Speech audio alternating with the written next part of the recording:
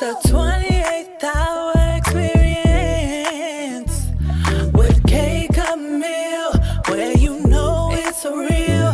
It's the 28th hour experience with K. Camille, where you know it's real.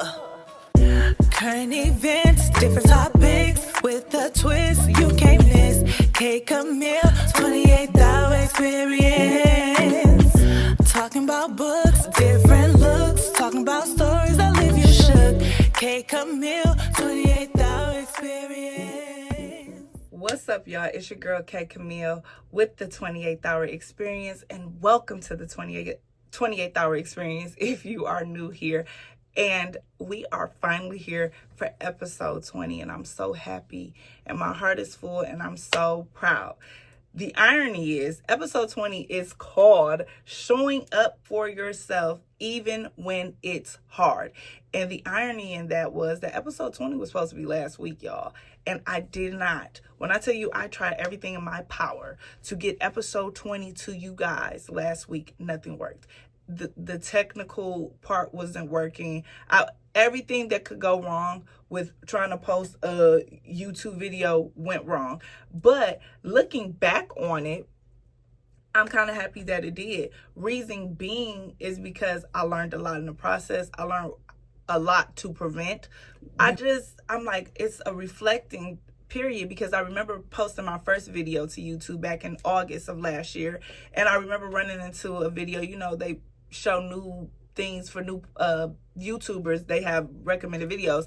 And I remember a YouTuber saying, yeah, most people stop after episode 10 or episode 20. And I reflected on that and I'm like, is all this happening because I'm not supposed to be doing this? Is this the 20th episode? Like, heebie-jeebies, what is going on? Like, I felt like everything was counted against me. But once I sat down and recollected with myself, I'm like, no, I'm supposed to prove my point and still show up even when it's hard, because it was hard. And I'm not gonna lie to y'all, I was full of self-doubt, because I'm like, what the hell? Like, I do this every week. It's not a problem every week. Why now episode 20, I've did a solid 20 episodes, and in YouTube world that is good, because it takes a lot to do these videos and edit. So I was really, really hard on myself.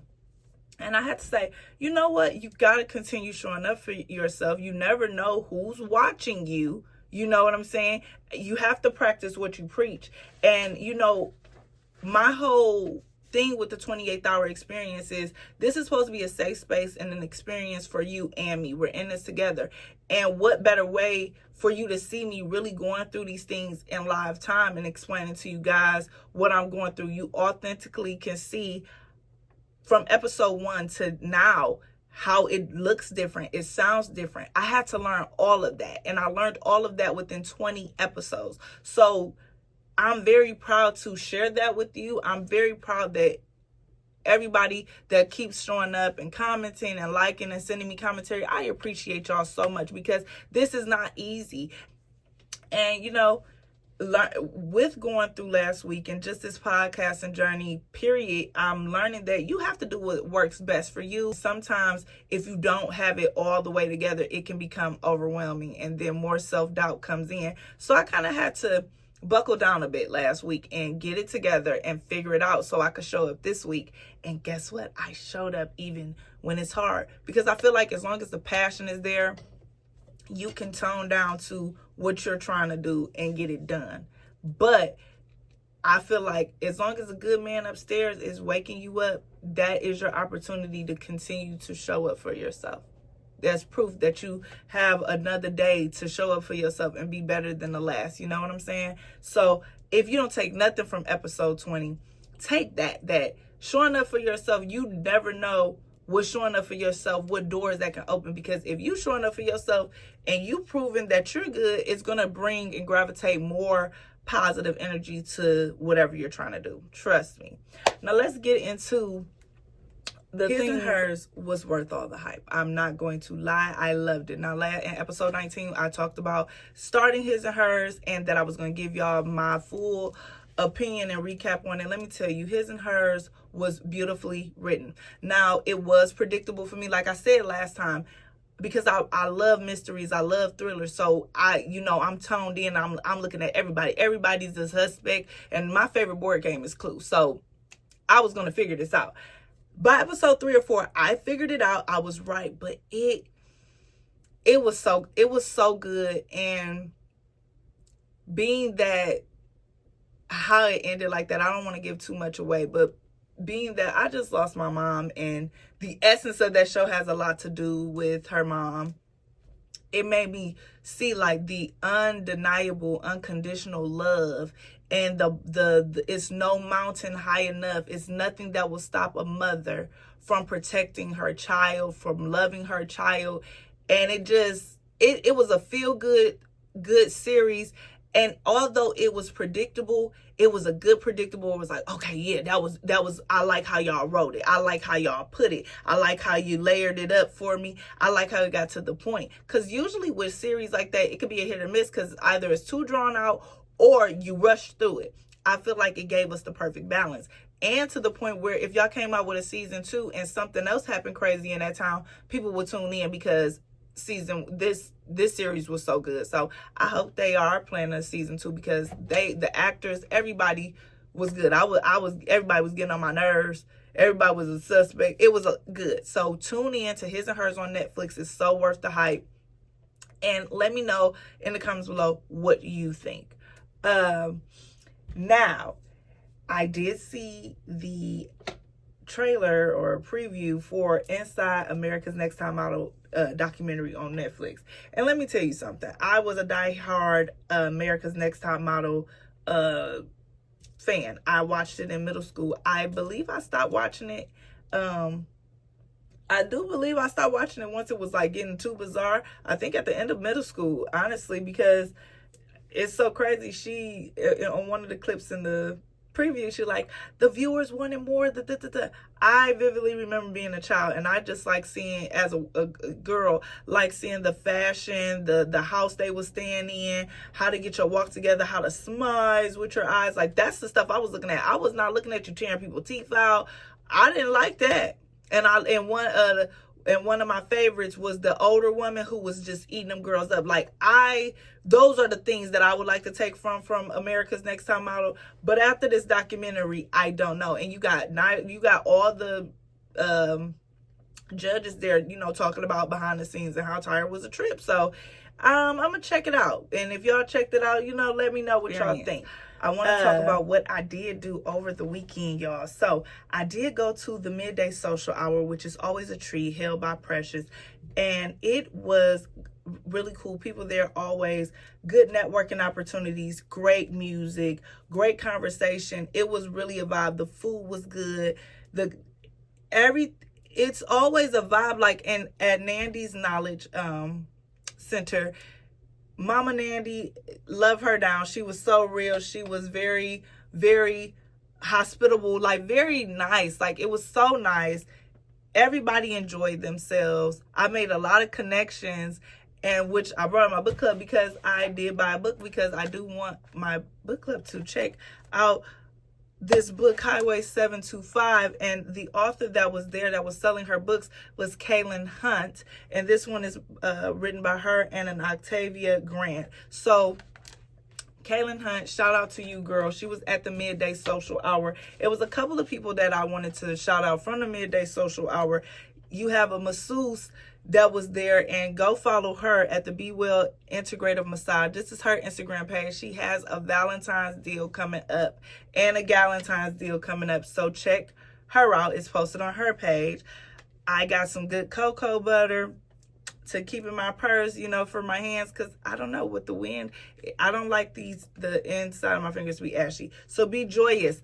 Listen, go follow Be Joyous on Instagram. This is her card. I know it's kind of bright, but her Instagram is here. She has some good products. I also met Pam with the Paint, Build, and Create, where she is very creative. She creates all these designs, purses, different purses, totes, wallets, wristlets. And she does parties, like paint parties, different type of things. So you go follow her on Instagram as well. Show up to the next midday social hour. It is a treat. What I like about it is it's during the day. If you know your schedule doesn't suffice for you to be out at night, you got something to do during the day to network if you can't be a part of the nightlife, and then they have networking stuff. It's stuff out there. So you just, like I said, how you show up for yourself, you have to find what works for you. You have to do what's best for you. Everybody's story is different. And how you get to your mountaintop going to be different than how the next person got to their mountaintop, okay? So shout out to Precious for throwing the midday social hour. Be in tune. She has an event coming up on the 15th. I'm posted right here that you want to go check out, get you some tickets to. All of that will be linked in the description. Now, episode 20, we want to talk about what, showing up and showing out for ourselves, even when it's hard. So I am appreciative that people have been loving the different things, our Hold the Line, the 28th Hour of Truth, but what I got coming right now is our music. Now, I am getting feedback for our music, and I am bringing up songs that people forgot about, that they used to love, or songs that they never heard of. So I am going to keep displaying music, because music is like my first love. But what I did get requested back, and I thought, why not for episode 20, why not, was what happened to the Quiet Storm jam. Remember, you was doing a Quiet Storm jam in the beginning, and I was like, oh wow, because I don't know, sometimes I get discouraged, y'all, where I feel like people ain't paying attention. So when a 28th Hour insider checks me on something, I must provide what they asked for. So I brought back the Quiet Storm song selection. And like I told y'all last week, if you have a song that you want me to shout out and bring to the audience, let me know. This is our safe space. We share music, books, thoughts, ideas. All that happens here on the 28th Hour. So please don't be afraid to DM me or email me. So usually the Quiet Storm selection would be like an old school R&B goodie, but if it is a new R&B goodie that we ain't never heard of and you think it can stand the test of time, then bring it on. So the song of the week for this week is What We Do by Freeway. I just felt like it was a perfect song. It's winter. I remember that video. They was standing there with the fire from the canister and stuff. Listen, even though What We Do, it's so gully. Like, I love it. Like, and I just been jamming to it all week. Like, And our Quiet Storm selection for the 28th Hour experience is Tell Me If You Still Care, because I was so excited to see SOS Band's albums are back on Apple Music. So I've been listening to that, wearing that song out, because I would have to wait for 92.3 to play it, because that was my song. So anytime I heard it on 92.3, I would play it, but now it's on Apple Music. So check those out. If you don't know them, give them a listen and tell me what y'all think, because those are two classic songs. So y'all, I want to talk about my shout out of the hour, y'all. So I know I gave y'all a couple shout outs from Midday Social Hour, but these shout outs are from people who are doing great things as well, and I want to highlight them. So this is Shout Out of the Hour. I want to start off with Amber. She is my baby. She is a reading diva. She is a 28th Hour insider, and I am shouting out her herbal beginner classes and workshops coming up for the winter and spring seasons. This is her Instagram. Go follow her. It's linked in on her page. The classes registry will be in my description bar below if you are interested. All ages and levels of skill levels will be accepted, so please give it a check out. She's such a sweet girl, and she has so much good information for you. The next shout out goes to my baby Mariah, Brows by Rye. This is her Instagram, and right now she was doing something. I just want to take my glasses off for a bit so y'all can see what's going on. Y'all see my eyebrows? Y'all see that? Okay. Now listen. She did the ombre eyebrow method on me, and I did a whole video of it. Here it is right here. She is professional. She's so sweet. And she has a good eye because these eyebrows look good. Now, it's been a complete week. They still looking good, still doing good. It was not painful. But again, everybody's pain tolerance is different. What the exciting thing about it is you can get these done too, and you can get some money off of it using my code 28hour. Please. So go on her page, get you an appointment, put in my code 28hour so you can get you some dollars off, $75 to be exact, and tell her K. Camille sent you from the 28th Hour Experience. I love them. They look good. I've been getting compliments on them. And it's a plus when the hubby he just like, those look really nice. They look really nice. So, I love showing like, yeah, thank you. This is why I tell you, I got you. So, and the fact that it, with care and doing the proper care and doing what she says, they last, she said 2 to 3 years. So, instead of worrying about a fuller look, I have thick eyebrows, but as you age, they get a little patchy a little bit. So she gave me a fuller look. So go to Brows by Rye, tell her I sent you, use the code 28hour to get you some money off the ombre service. I love y'all, ladies, and you guys did really, really, really, really great. Now we got our shout out of the hour. I told y'all what I did over the weekend besides missing y'all and trying to get to y'all. Let's get into these crazy current events. Now, we are here where I'm sure everybody's heard about it, but if you have not, it was another unaliving in Minneapolis of Alex Preddy. He was a nurse, and this was filmed as well, just like Miss Good's unaliving was filmed, and his unaliving was officially ruled. That just threw me off. I'm sorry if y'all hear that in the background. That's a neighbor. But his unaliving has been ruled as a homicide from multiple pew-pew wounds. And they were trying to say in the beginning when it first happened that he was armed, and that was soon to be found incorrect. It was his cell phone, and I seen a coffee just like this. I thought he was holding something like this. So why I got it in my hand, why not? But this is ridiculous. So now after this incident, they were talking about ICE needing to leave. They didn't have a date when they're leaving, so I guess they're going to gradually get them out of there, however that works. But now you have people unalive, people wounded by guns, pew-pews, because the episode before that, episode 18, I was telling you guys how a person got pew-pewed in the leg from ICE agents. So it's not a good time. I know that it's been news reports that they are showing up here in my state of Michigan, and this is not a good time to be in America. It's not a good time to deal with a government who is really big bullies. So on top of still talking about the government, we are under a partial government shutdown. I've never heard of that. It's crazy. We went from that shutdown 42 days. You would think if we just got out of that 42-day shutdown, they wouldn't even be talking about a shutdown, but we are under partial shutdown. I'm hoping by the time I post this that we're not under shutdown. We'll talk about it more next week when I have more information on that.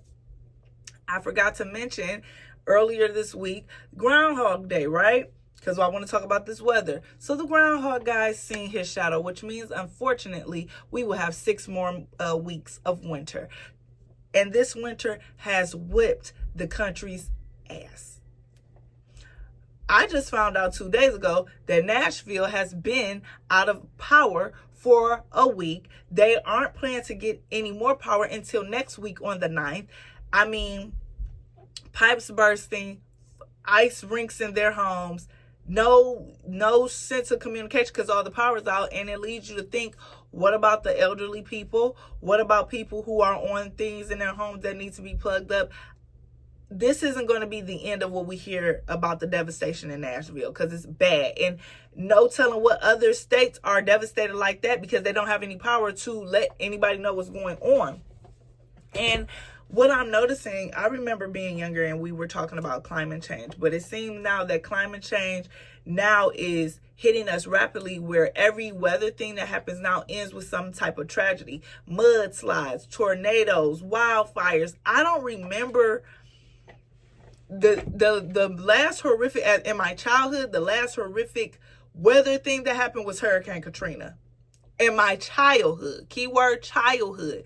But when I got into adulthood, the hurricanes were smacking harder. Tsunamis, earthquakes, mudslides. Like, it's like the world is just self-destructing, which leads to, is the revelation happening? I mean, come on, you know. So I want y'all to pay attention and be diligent as a people, you know, to what's going on in your backyard. Your backyard doesn't necessarily mean your technical backyard. Your backyard could be the next state over or the next state over. And we went through this winter storm for 2 weeks. You know, that was 2 weeks. And you have some states that cannot endure that type of cold. You know, they're not equipped for it. So I just, you know, I just wonder what comes of this, you know, what is going to come of this, and how are they going to handle the pipes bursting? Because even here in the city of Detroit, you have pipes bursting where people's cars are frozen in. Those pipes are over or just about 100 years old. And do you know how long and how much money it's going to take to replace all of that? And you got to figure the first roads were here in Detroit, right? Right on Woodward. Those pipes are that old. Them pipes ain't been changed. So if that's here and now everywhere else is just as much old as we are, how much money and how much time? You got freeways that are already planned to be under construction for the next 3 to 5 years. So be diligent on what's going on around you, because it's going to affect us all, either monetarily or in our day-to-day life. So that's what I'm here for, to try to bring the news to y'all the best way I can. Now, continuing on the government, how about Don Lemon got arrested earlier last week on just covering a protest like any news reporter would, and he got arrested for it. Now, what's crazy is the DOJ is failing miserably on being fair to Americans. You got the DOJ coming out talking about their, you know, not trying to protect Donald Trump, but it just seems like you guys are being his heavy hitter, you know, the person that he's going to say, do this to people, do this to people. What I don't get is the First Amendment is being violated by our government. So because we're not agreeing, a person's not agreeing with what Donald Trump is doing, his choice of words, or if it's a group that's totally against him, a reporter can't report on it. It was other journalists that were attacked in the process of that, you know, arrested. And it's going to be a sad time for independent journalism, you know, because if you're sitting in one of those newsrooms, you're kind of on a leash in a sense of saying what you want. Don Lemon, you got to figure, what's so crazy is we don't know Don Lemon to be an activist. We know him as the reporter on CNN. The fact that you go and after this incident happened, you got them having a debate on CNN if Don Lemon's an activist or a reporter is ridiculous, okay? We only know Don Lemon for being on CNN and being a little tipsy at the New Year's Eve things. I'm gonna keep it real with you. He never came off to me as activist, but he always spoke his mind. I feel like what's wrong with him using his platform in a good way? Because if he wasn't using his platform in a good way, then that will be another vendetta against him. He got removed from CNN. He still has the qualifications to tell the news. So why not do that and highlight it? Because no news reporters were at that protest covering it. It was at a church, and basically the church, they were saying that one of the church people are a part of ICE, and the church as a whole was covering it. So that's what that protest was, and they wanted to shed light on that. Don't see anything wrong with it, but he did get arrested. He's been released since, but it's been a very, very remedial thing. And, you know, talking about the DOJ and how it's failing miserably against the Americans is the Epstein files fiasco. Now, like I said, when this first happened, it's going to be the thing that just keeps on giving, and it's going to be so messy because there's so many parties involved. Even parties that you didn't want to be involved are involved. What tripped me out was that 3.5 million pages, 180,000 pictures. The Bill Gates antibiotic claim with the Russian lady, mentions of Jay-Z. It just keeps going on, and people, certain people just keep messaging him like, when are we gonna get invited to the thing? Me and my wife are. This is crazy. Now, the DOJ is failing miserably because you're not protecting the victims. My thing is, okay, you keep releasing them and then redacting them. So it feels like I almost said it wasn't quick enough. It feels like that. It feels like you're doing it to say, we released it, didn't we? And then take it back and put it on the victims like, oh, wait, because we see that it was some things that was with the victims. Y'all knew that their names were in there. Y'all knew that their pictures were in there. Again, you guys, this is not a case that just started last year. This is a case that has been going on 4 years. People still don't believe that he unalived himself. It's still people out here that don't even believe that Epstein is gone. It's claims out here that one of the people that was working at the prison seen a said car pull up, and he seen Epstein in a wheelchair, handcuffed and escorted in that car. And then hours later, said Epstein was in the prison, the one cell room, and unalived himself. Both are sounding fishy, but where there's smoke, there's fire. And that's what I feel about the Epstein case. Where there is smoke, there is fire. It's something going on. What y'all are proving, and what I also see is the DOJ, y'all doing all this redacting because y'all was coming out saying for the longest it was nothing there. Now you are hypocritical because it's coming out. It is a list of names. It is people there. Some of these people that's on this list, you got pictures of them.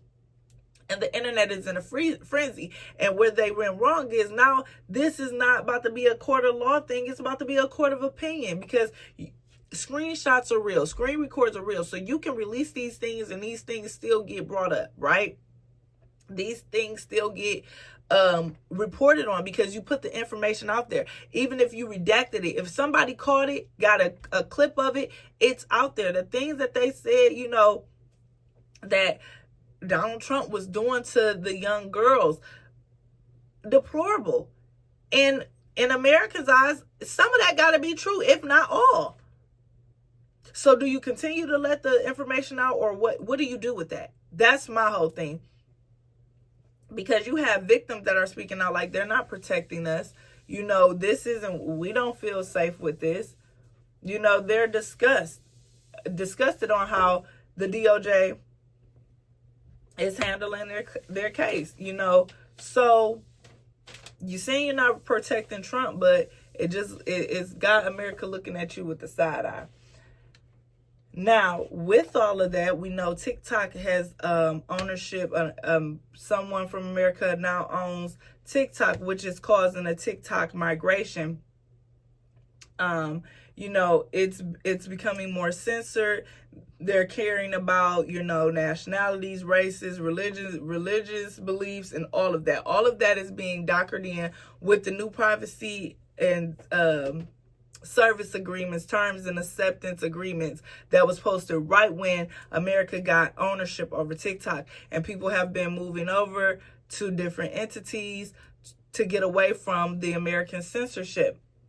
You didn't let TikTok go on too long to see that what America is coming up their sleeve is BS, So we're just not in a good state. And it just seems that if you, with the Don Lemon thing and with the TikTok thing, because TikTok gave more of a realistic, people just come on there and say what they feel. But now, they're noticing if they mention Donald Trump, their videos don't get posted. Their videos get shadow banned. When it first happened, people were still at 0 views. Like TikTok was doing some kind of malfunctioning thing.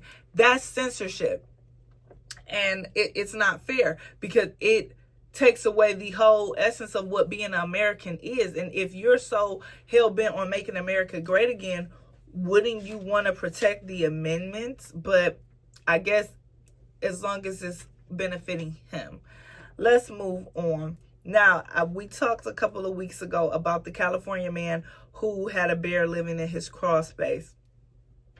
Well, I am happy to report that after more than a month of the 550-pound black bear living under his house in Altadena, California, Ken Johnson finally got the bear out with specialists from a nonprofit called Bear League, and they were able to coax it out using a method involving paintballs filled with vegetable oil and some strategic encouragement. Now, the bear eventually left the area.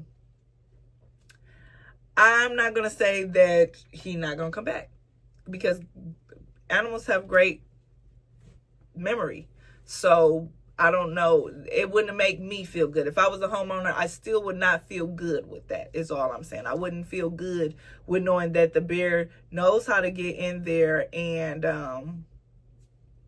he could potentially come back. So be careful, Mr. Ken, with that. We are done with the current events. I had to give y'all a good rounded thing of what's going on in the world just because we weren't able to meet last week.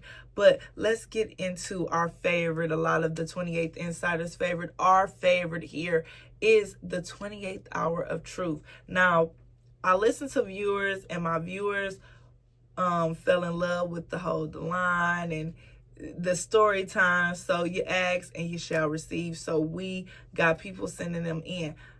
I tell story times. I listen to your letters, advice, questions, all of that. Please DM me at the 28th Hour Experience or email me at the 28th Hour Experience, the 28th Hour exp@gmail.com. I'm always listening. I'm always reading the questions, the letters, so we can come together collectively to come up with a solution, because you're not alone. Now, I want you to like, comment, share, subscribe, send this to, even if you don't have social media, send the latest episode to your friend, your cousin, whatever, to remind them, hey, it's a podcast. Did you check out the podcast? To push through this algorithm, y'all, so we can get more 28th Hour Insiders to be a part of the gang, right? So let's go to our first Hold the Line.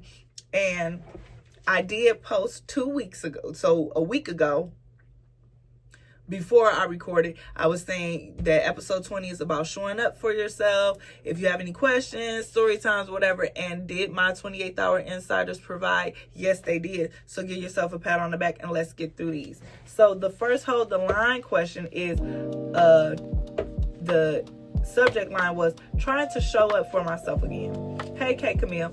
Hello. I saw your post about showing up for yourself even when it's hard, and it hit me right in the chest. I've been struggling lately, not because I don't have goals, but because I just don't have the same energy I used to.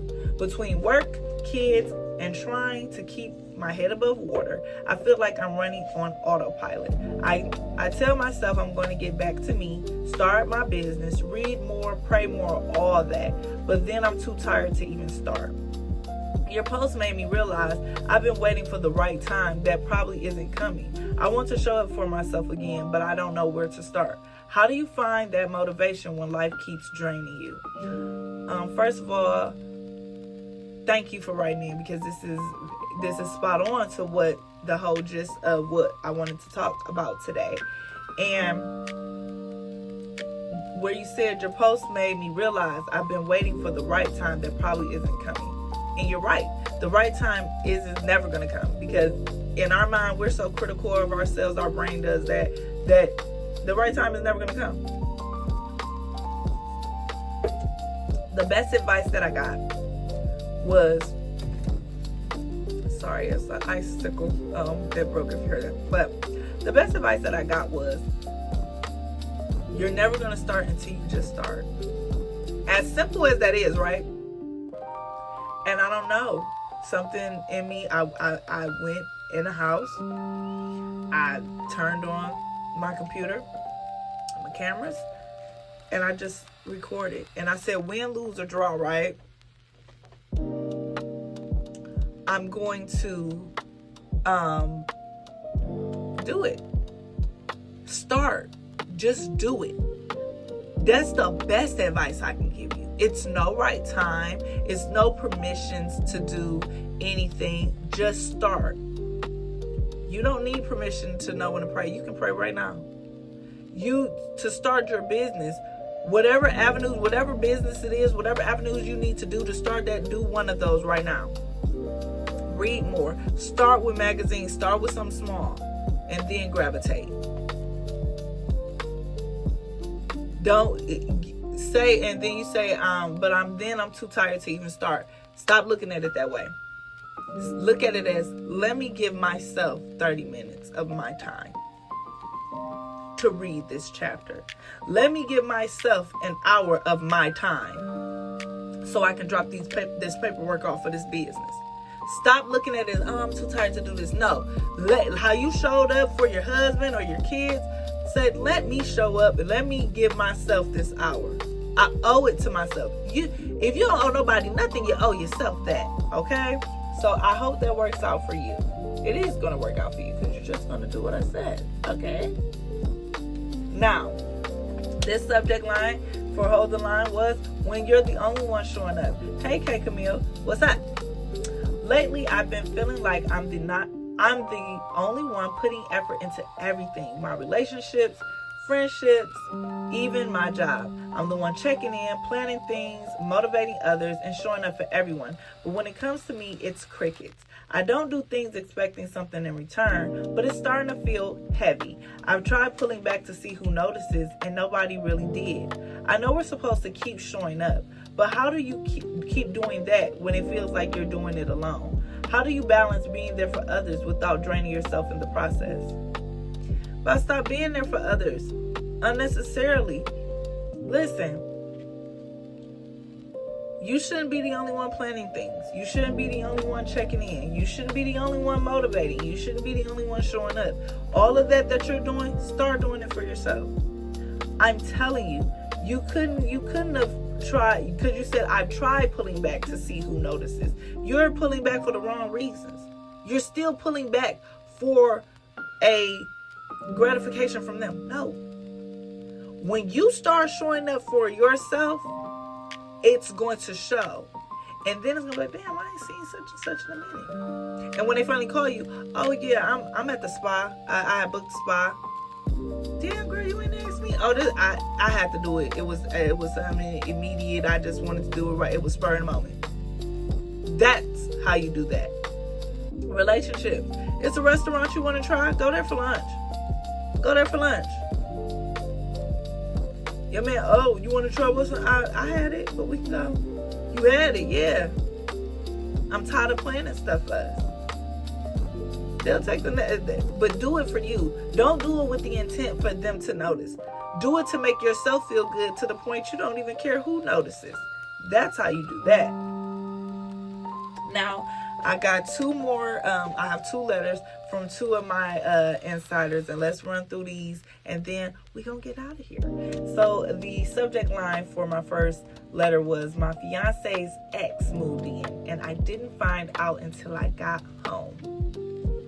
Hey, K. Camille, what's up? I've been engaged for about 6 months. Congratulations. And my fiance and I recently moved into a townhouse together. We both agreed that 2026 will be our year of peace and progress. I love that. A few weeks ago, he mentioned that his ex, the mother of his teenage daughter, was going through a rough time. She lost her apartment and needed a place to stay for a few weeks until she could get back on her feet. I told him straight up that I didn't feel comfortable with that. I respect their co-parenting, but that's crossing the line for me. He said he understood, and we left it at that. Fast forward to last weekend, I come home from visiting my sister, and guess who's sitting in the living room? Unpacking boxes. His ex, with her daughter's stuff and everything. When I asked what was going on, he said it was temporary and that he didn't want to tell me because he knew I'd overreact. Now he's trying to guilt trip me, saying I'm being unsympathetic and making things harder for his daughter, who just wants her parents to get along. I don't want to seem heartless, but this feels sneaky and disrespectful. He says It's just until she finds a new place. But something in my spirit says, nah. K. Camille, am I wrong for saying she has to go? Or am I letting my emotions get in the way of what's best for their child? Listen. His child could have easily stayed at that apartment with you guys. Easily. Just like she comes over for the weekend, or however the custody order is, she could have easily said, hey, baby daddy, I'm struggling. Can you take our daughter until I get on my feet? Because she a grown-ass woman. And she is not his woman anymore. If he cannot see that, unfortunately, sis, you need to exit left. Because that's not. He disregarded what you said. Y'all thing was supposed to be about peace and progress, right? For 2026. And he's starting 2026 off like that. So I want you to take a step back and see how he crossed the line after you and him discussed it. Didn't argue about it, because you didn't say y'all argued. Talked about it. Left it at that. He still went against the grain. Is that what kind of person you want to marry? Secondly, like I said, the baby mama is a grown woman. Yes, that is his child. Yes, the child should stay. Should she be there? No.